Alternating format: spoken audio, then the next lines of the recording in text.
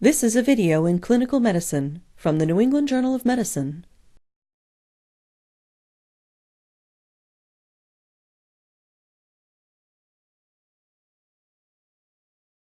Abdominal paracentesis is performed as a diagnostic procedure to establish the etiology of new-onset ascites or to rule out spontaneous bacterial peritonitis in patients with pre-existing ascites.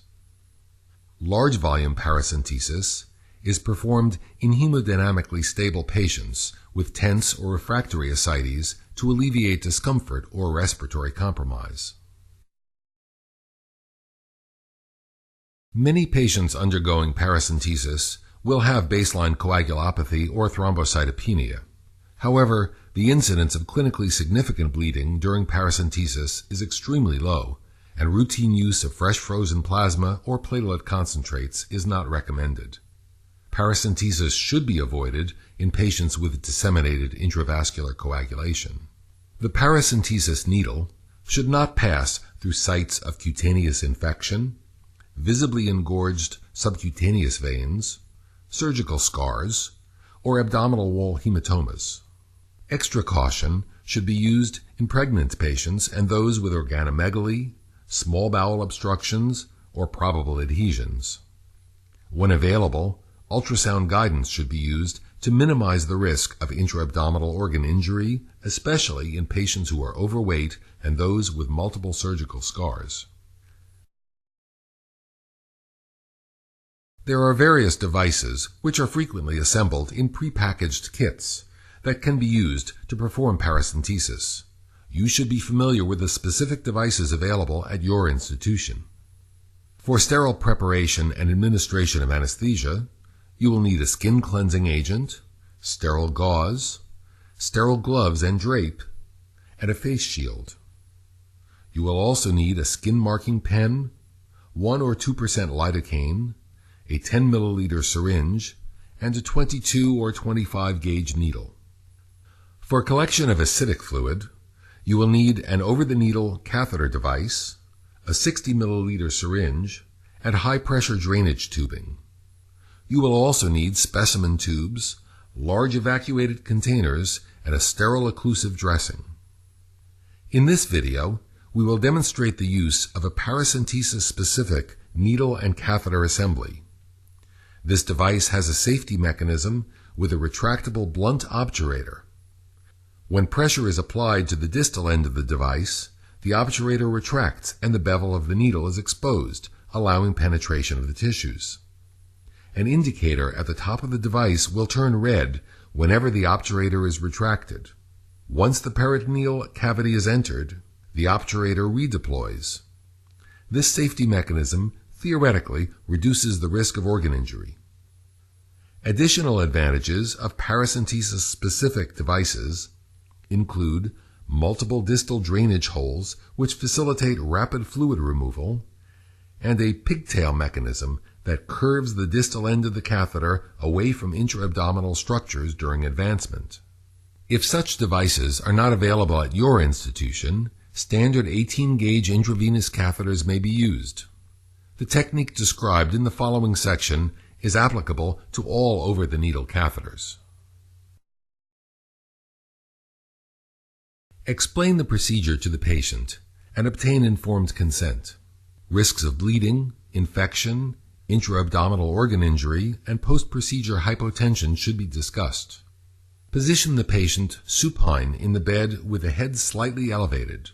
Recommended sites of needle insertion are 2 centimeters below the umbilicus in the midline and either the left or right lower quadrants. If a lower quadrant approach is used, confirm that the entry site is lateral to the rectus sheath to avoid puncturing the inferior epigastric artery. If the subumbilical approach is used, the bladder should be emptied before the procedure. If available, bedside ultrasound should be used to find an appropriate location that contains acidic fluid but is devoid of loops of bowel or solid organs. Mark the site of needle insertion with a skin marking pen.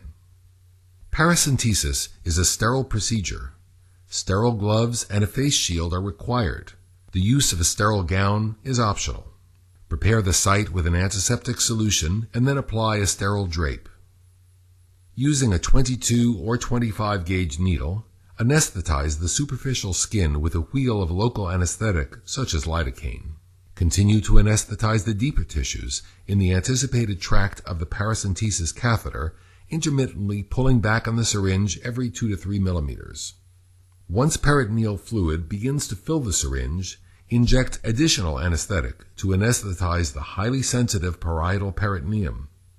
A total of 5 to 10 milliliters of lidocaine is generally used. Begin by making a small puncture in the skin with either a scalpel or large gauge needle to facilitate advancement of the paracentesis catheter. Next, advance the catheter through the epidermis. In this video, we will demonstrate an angular entry technique in which the cutaneous site of insertion does not directly overlie the site of penetration into the peritoneal cavity. Alternatively, a Z-tract technique may be used. In this method, the cutaneous tissues are pulled 2 centimeters caudad prior to needle insertion and advancement through the peritoneum. When the catheter is withdrawn at the end of the procedure, the cutaneous entry site will retract to its original position. Both techniques ensure that the cutaneous and peritoneal insertion sites do not directly overlie each other, theoretically minimizing the risk of an acidic fluid leak following the procedure. Intermittently pull back on the plunger as you continue to advance the needle through the subcutaneous tissue. Bedside ultrasound may be used to confirm proper placement. You may feel a sudden loss of resistance when the needle pierces the peritoneum. Immediately stop advancement once the acidic fluid begins to fill the syringe. Next, guide the plastic catheter over the needle and into the peritoneal cavity, and then remove the needle. If a diagnostic sample is required, attach a large syringe to the catheter and aspirate 30 to 60 milliliters of fluid for analysis. For therapeutic large volume paracentesis, attach the high-pressure tubing to the end of the catheter and then to an evacuated container. Further containers may be used for collection of fluid if necessary. Blood pressure and heart rate should be monitored during large volume paracentesis. Once the desired quantity of fluid has been removed, withdraw the catheter and apply a bandage. Aspirated fluid should be immediately placed into appropriate specimen tubes. A tube without additives should be sent for chemical analysis of albumin and total protein concentrations. An EDTA tube should be sent for evaluation of cell count and differential. Blood culture bottles should be inoculated at the bedside using aseptic technique if spontaneous bacterial peritonitis or other infection is a diagnostic concern. Specimens for other tests, such as cytology or mycobacterial culture, may be sent depending on the clinical scenario and are discussed in further detail in the accompanying written supplement. Analysis of the fluid begins with a determination of the serum ascites albumin gradient. Gradients higher than 1.1 grams per deciliter indicate that the ascites is due to portal hypertension. Gradients less than 1.1 grams per deciliter suggest other causes, such as cancer, infection, or pancreatitis. Post-paracentesis circulatory dysfunction may occur after large volume paracentesis and may lead to hypotension, hyponatremia, renal failure, and shortened survival. Although the use of albumin as a plasma expander is controversial, its use is recommended if more than 5 liters of fluid have been removed.